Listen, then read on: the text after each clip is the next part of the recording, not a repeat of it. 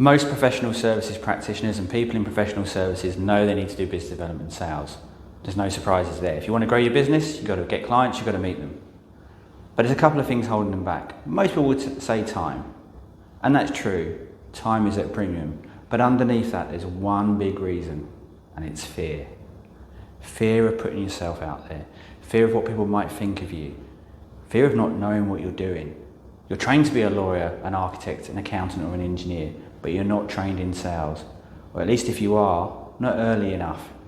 So it's understandable to be fearful. To help with that, in this video I'm going to walk you through 6 practical steps of a ladder of business development for you to overcome your fear so you can feel confident and capable and able to do the business development that will grow your practice. I'm looking forward to sharing these tips with you.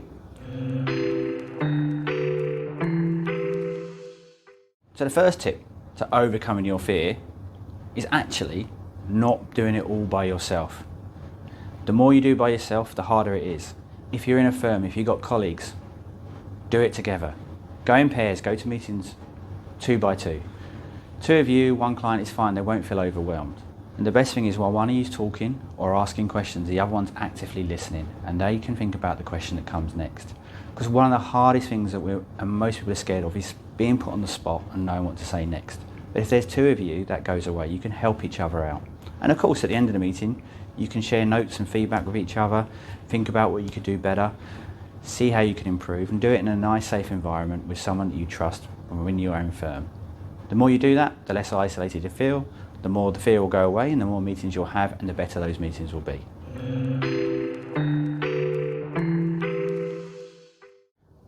Research, expertise, putting forward your credentials.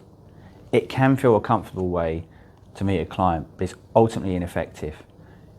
Instead, practice your questions. Think about what you're going to ask the client to build rapport, to understand more, to build that relationship, to create the next steps. Really write those down.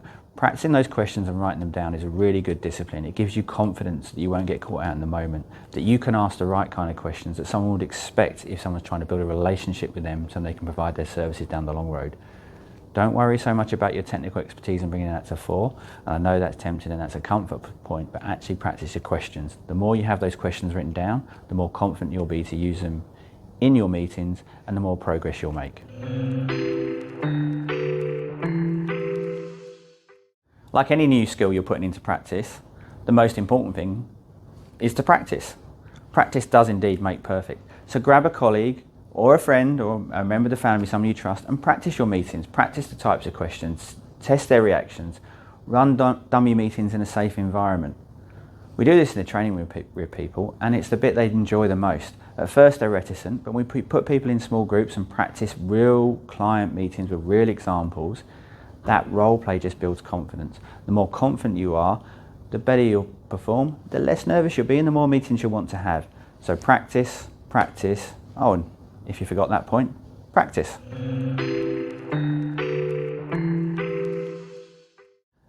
The next thing in your business development outreach work, your sales activity, is to set some realistic objectives.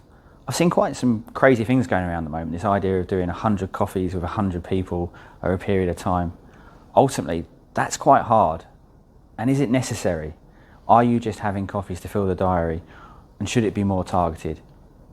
If you think about how many meetings you have now, how much would 1 extra meeting a week mean to you? And how easy would that be to practice? And then maybe progress to 2 client meetings or 2 extra business development meetings a week. Even that actually gets you a lot of meetings in a week. And it's not about the coffee, it's about the conversation. So challenge yourself to think about what those realistic objectives are. If you are going to write articles, how many are you going to write and when? What's your method of doing it? But be realistic.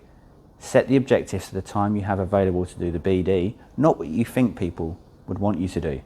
If they're realistic, they're achievable, you'll do it more regularly, your confidence will grow.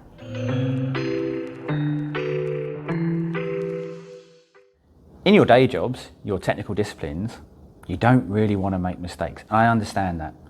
Who does? However, perfectionism is the enemy of sales in every single way. Analysis paralysis stops activity happening. The worst sales email is the one that's never sent. the one that's over-analysed. The thing is, when you try and analyse it too much, is you'll always find a mistake, you'll always find a reason not to send it, and you'll start to build up the fear. What if someone doesn't like it? What if I get rejected? Well, the person who's more successful is the person who sends out 4 or 5 emails a week, gets those meetings and drives on. They haven't overthought it, they're doing well. That's the place where you need to be. The worst thing that can happen if you send an email is someone ignores it. They tend not to get angry. That's fine. It just hasn't hit the mark, no one died, there's nothing to worry about. So don't overanalyze too much. Get those meetings sent out because you want to be successful and have a great conversation with someone, which only happens by sending those meetings out there. And then by having those meetings, you'll find you'll get the work that you actually want rather than the work that comes through the door.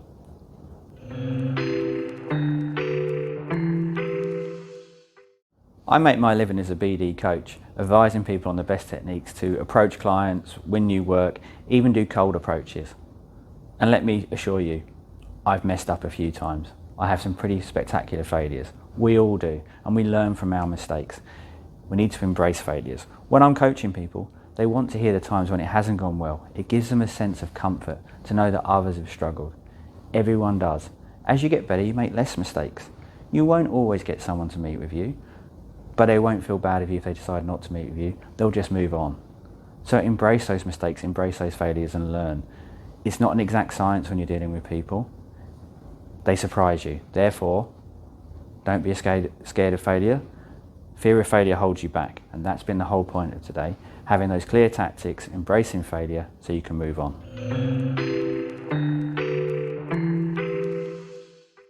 So there you have it. As always with us, practical and to the point. 6 key steps to help you overcome your fear. Because you know you have to do business development if you want to grow your practice, it's really important, and you can overcome that fear. I've coached several people, some of the ones who are most fearful, and they've done the best. Because once they've overcome it, they've actually really listened and embraced the change and got in there.